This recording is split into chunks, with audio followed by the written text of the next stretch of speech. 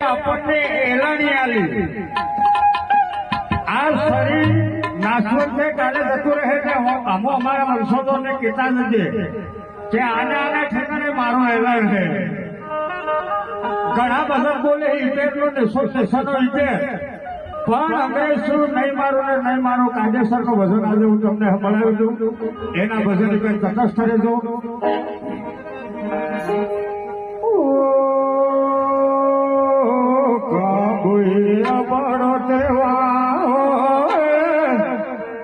લીમડીમાં પડો ફેરો અંગ્રેજીઓ નહીં માનો રે નહીં માનો.